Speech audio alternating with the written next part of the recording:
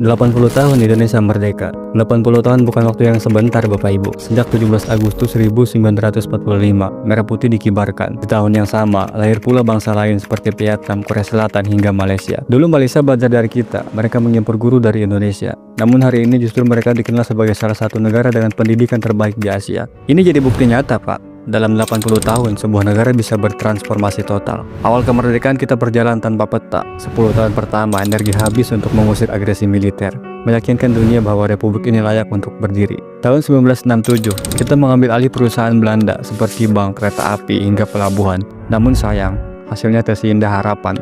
Lemahnya manajemen membuat semuanya terbengkalai. Tapi persoalan bangsa tak hanya ekonomi. Kita masih sibuk bertanya, ideologi apa yang harus kita jadikan dasar? Soekarno dengan marhainisme dan Sakom, Hatta dengan demokrasi sosial dan otonomi daerah, Sahril dengan liberalisme dan pasar terbuka. Perbedaan itu membuat rakyat bingung, pemberontakan meletus di mana-mana, rakyat lapar. Namun monumen terus dibangun. Puncaknya pada tahun 1965, inflasi menembus 600%, rupiah kehilangan arti, negeri kacau. PKI dijadikan kambing hitam, Soekarno jatuh, Soeharto naik, era baru pun dimulai. Soeharto bergerak cepat, membangun jalan, irigasi, pabrik hingga sekolah. Ekonomi pun pulih, inflasi turun. Namun pembangunan hanya berpusat di Pulau Jawa, sementara luar Jawa dijadikan ladang kekayaan alam.